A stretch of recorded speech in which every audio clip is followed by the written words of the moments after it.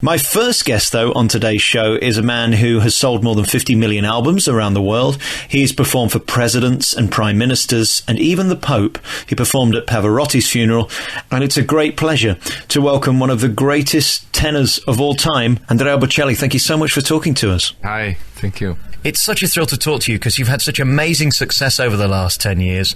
Is music the thing you love the most in life? Well, fortunately, I love many things in my life.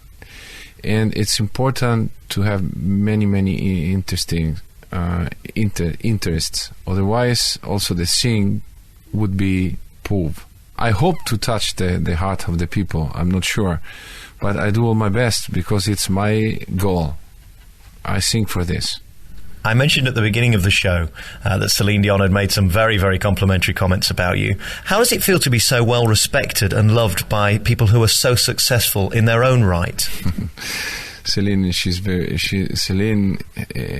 very kind with me because she's a friend, and she likes a lot the sing.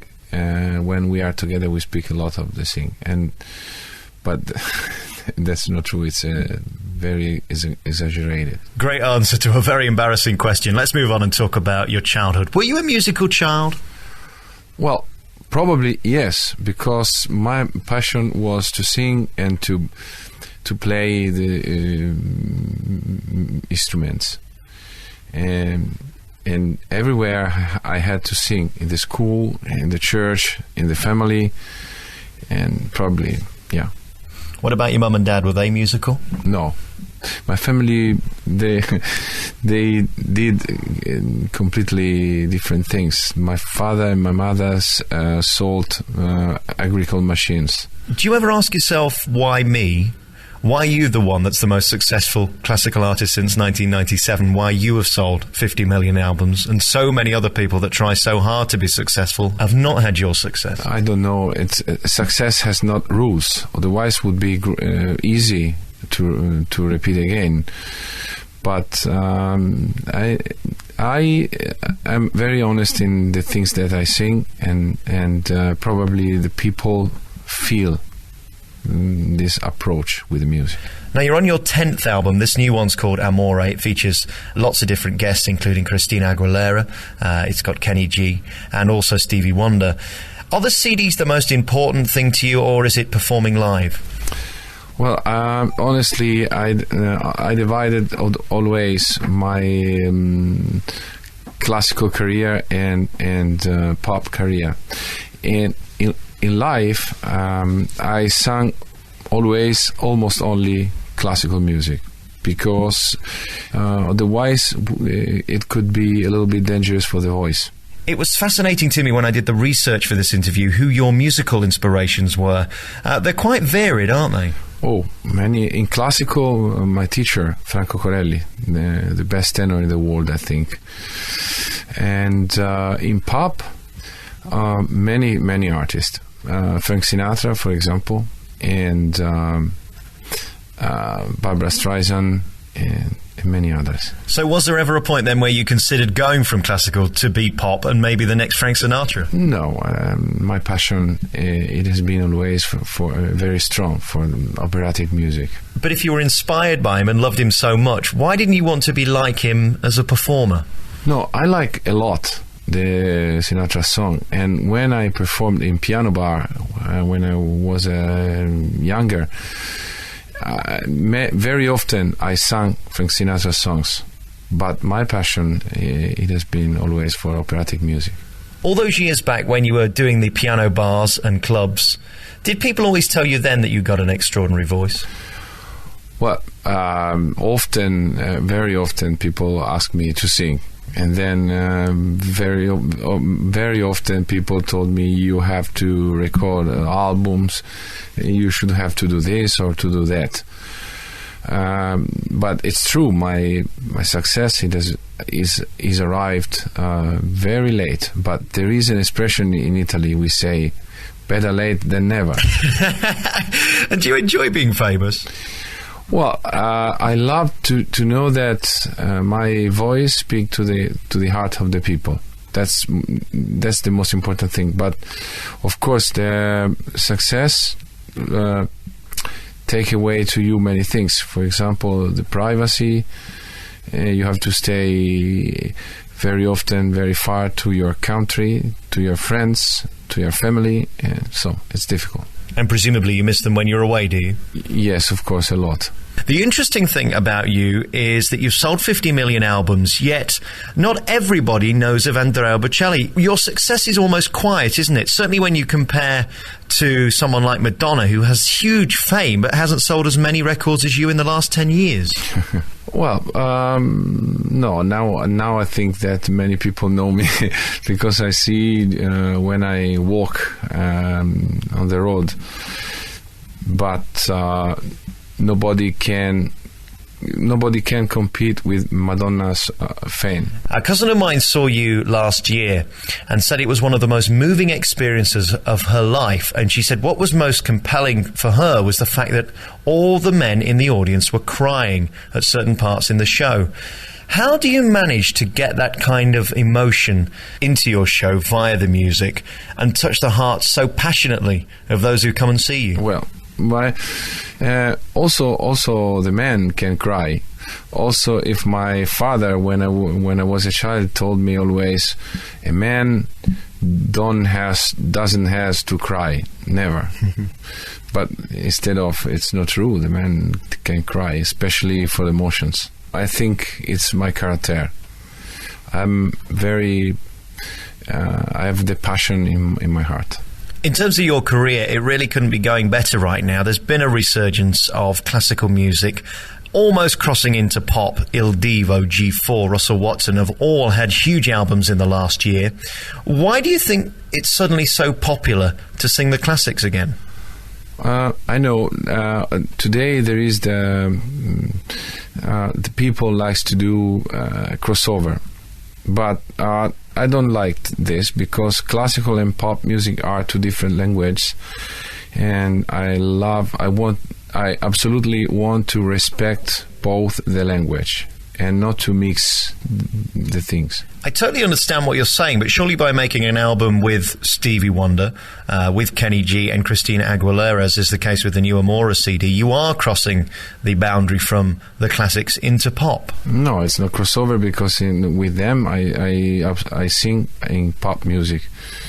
There is nothing in the style or in my voice of the tenor.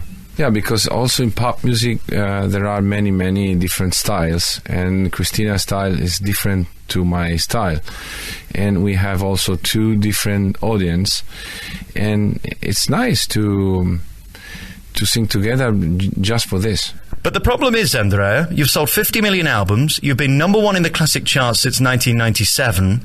Where do you go from there? When you're at the top, it's hard to know what to do next, isn't it? My goal is to make a long holiday now.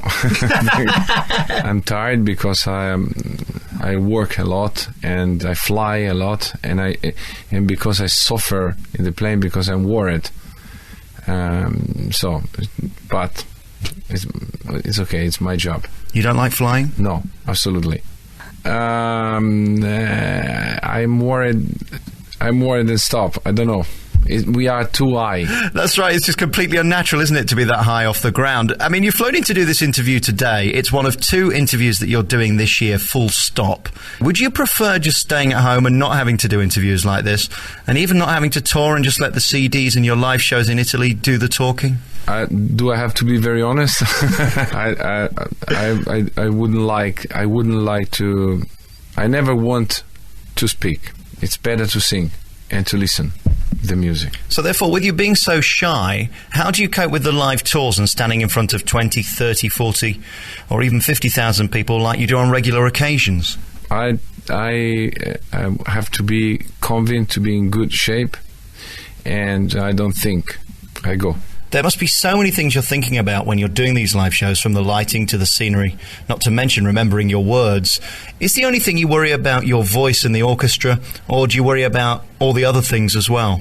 It's the first condition, because otherwise it's impossible to sing. It's always to sing in theater without amplification. It's the best way to listen a voice. But when we want to listen music all together with many people, it's the only solution is the big arena, and the system of amplification has to be the best possible. Is it still exciting and a thrill for you doing the live shows now? Well, the condition to be excited is to be able to do good music. If you hadn't have had all the fame and success around the world, and you just have had 10 albums selling 50 million copies, and you didn't have to do the interviews and the tours, would you have been happier with that than the way it is now? Probably yes, because my goal is to leave albums and recording with operatic music, operas, and many things. But it's very important also the contact with the audience, because if the audience don't know you, you can't to achieve their heart. Is there any song in the world you would like to sing but can't? Well, there are many classical songs in English, in American, that I would like to do, but my English is not enough, and before to do this I have to improve my accent. Are you working on that every day? No, but I'm around the world every day and I speak often in English, of course, but I don't know. How much do you have to practice to keep that voice so pure and so natural? Every day at least 1-2 hours. It's like a gym, but I have a big passion, and for me it's enjoying. So it's still fun. What do you practice then? Do you practice the stuff you've done in the past on the CDs, or do you have fun with stuff that you would never do in public? Well, there are two parts of the exercises. The first one is the vocalization. It's the exercise only for the voice. The second part is to study new repertoire. Now, at the moment, I'm studying many things. Messa di Gloria of Puccini's for Florence in theater at the end of this month, and then in June I will be in Naples for Petite Messe Solennelle of Rossini, and next year in January Faust in French, and many other things. Which is the most popular song that you've recorded in the past? Nessun Dorma, I think, has to be the most famous classical song probably ever because of Pavarotti. Yeah, probably yes. It's the most famous thing that I recorded, and there is Nessun Dorma in an album called Viaggio Italiano. Do you enjoy singing that? Because it sounds like, to me, one of the most fun songs to sing, because it's just so big and it gets bigger, doesn't it? It's always a big challenge, because it's everyone wait for you at the end of the piece. Are you going to get that note? Yeah. Do you know you're always going to get it, or is there a certain tension that you might not? If I'm in good shape, less. But if I'm not in good shape, it's terrible. Does your physicality affect the singing? If you're overweight, for example, does that affect your voice? Well, never to sing after dinner or after lunch. At least 3 or 4 hours later. What is your regime then when you're doing a live show or recording an album? Do you stay silent? Do you not talk for a day? Or can you just sing any time? No, absolutely. I remain in silence all the day. Is that frustrating, or is it actually quite nice not to have to speak?